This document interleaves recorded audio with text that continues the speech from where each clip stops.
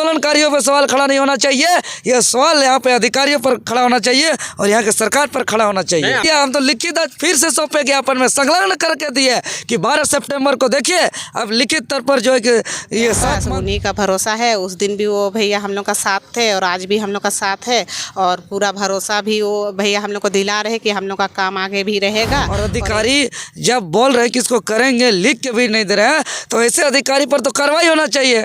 ऐसे अधिकारी को तो शौकत होना चाहिए। जेईपीसी को लेकर तमाम जो सफाई कर्मी, माली कर्मी, सुरक्षा प्रहरी ने अपना आंदोलन छेड़ा था सितंबर के महीनों में, उस टाइम भी ज्ञापन दिया गया था। इन लोगों का क्या कुछ दिक्कतों के साथ यहाँ पे जेईपीसी झारखंड शिक्षा परियोजना परिषद रांची पहुँचे हुए थे।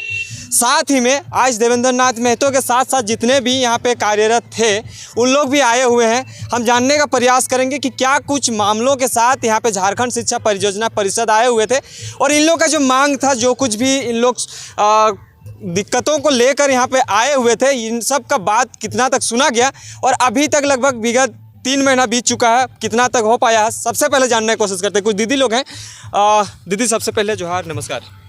जोहार। जिस तरह से आप लोग सुरक्षाकर्मी, माली कर्मी, आप लोग आंदोलन छिड़े हुए थे सितंबर के महीनों में, कितना सफल हुआ वो जो आंदोलन छिड़े थे? एक दिन का आपने धरना प्रदर्शन रखा था, उसमें से आप लोग ज्ञापन दिए थे। ज्ञापन देने के बाद एक पॉजिटिव बात निकल के आया था कि आप लोगों को बातों को सुना जाए। कितना सुना गया, नहीं सुना गया? आज फिर आए हुए थे ना हम लोग का तो हाँ, देवेंद्र दादा ही सब कुछ कर रहे हैं। अब उन्हीं का ऊपर भरोसा है। उस दिन भी आए थे और आज भी आए हैं, हमेशा हम लोग का साथ दे रहे हैं।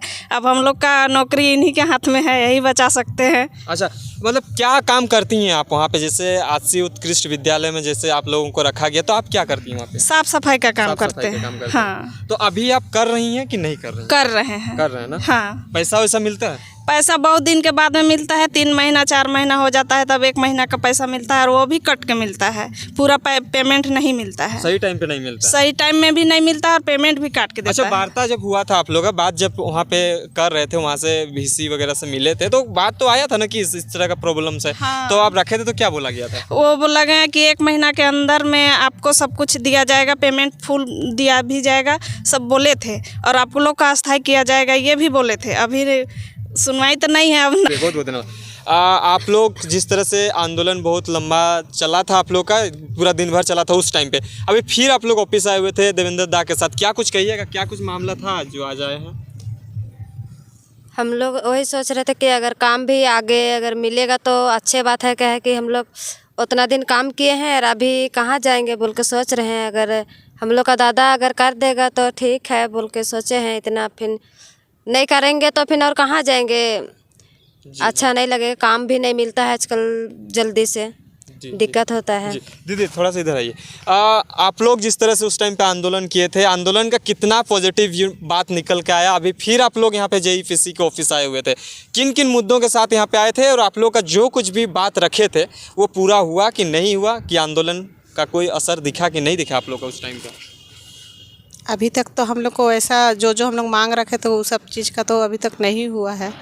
हम लोग बोले थे कि हम लोग को पेमेंट स्लिप दिया जाए, वो भी नहीं मिला है।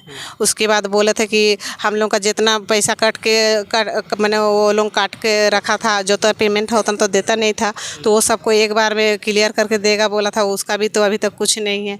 और अभी मैंने पता चला है कि इन लोग का एग्रीमेंट भी ख़त्म हुआ है। अब हम लोग को यही सोच में पड़े हुए हैं कि हम लोग को नौकरी रहेगा कि नहीं रहेगा, सोच रहे हैं। और भैया के पास आए हैं, देवेंद्र भैया के पास, उन्हीं का भरोसा है। उस दिन भी वो भैया हम लोग का साथ थे और आज भी हम लोग का साथ है और पूरा भरोसा भी वो भैया हम लोग को दिला रहे कि हम लोग का काम आगे भी रहेगा और यही आशा में हम लोग आए हुए हैं। चलिए, बहुत बहुत धन्यवाद। देवेंद्र जी से जानने की कोशिश करते हैं क्या कुछ मामलों के साथ आज आप ज्ञापन देने के लिए आए हुए थे? क्या कुछ बातें निकल के आया? जब वो अधिकारी से मिले तो उस टाइम भी बातें हुई थी, अब भी बातें हुई, क्या कुछ बात निकल के आया इन लोगों के साथ? जैसे फ्रंटलाइन कंपनी का क्या कुछ हुआ, जिस तरह से आप उसका निरस्त करने की बात कह रहे थे, क्या कुछ बातें निकल के आए? जी, आज 14 दिसंबर है और आज हम फिर से झारखंड शिक्षा परियोजना के प्रशासनिक पदाधिकारी जी से मुलाकात करके ज्ञापन दिए हैं। क्योंकि आज से 4 महीना पहले 12 सितंबर को हम लोग एक न्याय यात्रा पुराना विधानसभा से शुरू करते हुए जेईपीसी कार्यालय तक आए थे और देर रात तक डटे रहे। सभी कार्यालय के अधिकारियों को घेराव के माध्यम से हम लोग रोक के रखे रहे अंततः लिखित रूप से हम लोग का आश्वासन मिला था, समझौता हुआ था और हम लोग का सारे मांग जैसे पेमेंट स्लिप दिया जाए, पेमेंट कटौती न किया जाए, ये लोग जो भी कार्यरत कर्मचारी है ये लोग को आगे सेवा विस्तार किया जाए, ऐसे और कई मांग था और 15 दिनों के अंदर मांग पूरा करने का लिखित रूप से आश्वासन दिया गया था। और लिखित रूप से आश्वासन मिलने के परिणाम स्वरूप हम लोग ने आंदोलन को स्थगित किया, लेकिन आज 4 माह बीत गया और आज तक लिखित आश्वासन देने के बावजूद मांग पूरा नहीं करना इस बात का संदेश है कि राज्य के अधिकारी किस तरीके से राज्य के आदिवासी, मूलवासी, गरीब किसान मजदूर के साथ अत्याचार करते हैं, अन्याय करते हैं, शोषण करते हैं। एक तरफ लिखित रूप से देते हैं मांग पूरा करेंगे और दूसरी तरफ आप जो है कि उस पर कोई कार्रवाई नहीं करते हैं। तो यहाँ ब्यूरोक्रेट्स का, IAS, IPS का, बड़े बड़े उच्च अधिकारियों का यहाँ मनमानी रवैया चल रहा है, यहाँ तानाशाही चल रहा है। हम वर्तमान सरकार से भी निवेदन करेंगे कि ये सब चीज़ों को संज्ञान में ले। सरकार किस लिए बनती है कि भाई वहाँ का जो जनता है, जो गरीब है, जो किसान मजदूर आदिवासी मूलवासी है, उसके हित में उसको न्याय करेंगे, उसके उचित कार्य करेंगे। लेकिन आज उस राज्य के अधिकारी पदाधिकारी खुलेआम शोषण कर रहे हैं, पेमेंट का कटौती किया जा रहा है, पेमेंट स्लिप नहीं दिया जा रहा है, बार बार धमकी दिया जा रहा है काम से निकालने का और आउटसोर्सिंग के माध्यम से शोषण किया जा रहा है। और यहाँ के सरकार को बार बार हम लोग अवगत करा रहे हैं और संज्ञान में नहीं ले रहे हैं। ये तमाम 80 उत्कृष्ट विद्यालय का जो मामला है, जो सफाई कर्मी, सुरक्षा प्रहरी या माली कर्मी का, ये उस विद्यालय का मामला है जो विद्यालय CM हेमंत सोरेन का ड्रीम प्रोजेक्ट है। बार बार छाती ठोक कर ढिंडोरा पीटते हैं हर कार्यक्रम में 80 उत्कृष्ट विद्यालय के मामले पर। और आज 80 उत्कृष्ट विद्यालय में कार्यरत तमाम सफाई कर्मी, सुरक्षा प्रहरी, माली का जो है कि इस कार्य के माध्यम से उसका रोजी रोटी चलता है, उसका भरण पोषण चलता है, उसके बच्चे का शिक्षा जो है कि उपलब्ध होता है, पढ़ाई लिखाई संभव होता है। अच्छा, हम एक चीज़, घर के बूढ़े माँ बाप या घर के कोई भी सदस्य बीमारी होते हैं तो उसका दवाई तक उपलब्ध होता है। मैंने जीना मरना का आसरा उस काम के माध्यम से है। लेकिन आज ऐसे परिवार आज जो है तहस नहस होने की स्थिति में जा रहे हैं। इतना परिवार आज सड़क पर उतरने की कगार में है। लेकिन और यहाँ के अधिकारी पदाधिकारी मज़ा देख रहे हैं, रंग देख रहे हैं। और यहाँ के सरकार अंधी सरकार हो गई है, बाहरी सरकार हो गई है, इसको दिखाई नहीं पड़ रही है। अच्छा, आप जिस मुद्दों के साथ उतरे थे, जो आपका मांग पत्र था जो आपने सौंपा था, उस टाइम पे ये भी कहा गया था कि सही टाइम पे आप इन लोग का पेमेंट नहीं मिलता, लेकिन समस्या इन लोग का सॉर्ट आउट नहीं हुआ। आपका आंदोलन का फीडबैक कहाँ मिला? वही तो हम कह रहे हैं कि हम लोग एक गरीब किसान पीड़ित आदमी, झारखंड का जनता है, आम आदमी है। हम लोग कोई भी बातों को, कोई भी चीज़ों को जो नियम संगत नहीं हो रहा है, जो अन्याय हो रहा है, उसको अधिकारियों तक तो पहुंचाना, अवगत कराना। और अधिकारी जब बोल रहे हैं कि इसको करेंगे, लिख के भी नहीं दे रहे हैं, तो ऐसे अधिकारी पर तो कार्रवाई होना चाहिए। ऐसे अधिकारी को तो शौकत होना चाहिए। ऐसे अधिकारियों पर तो जो है कि कानूनी कार्रवाई होनी चाहिए।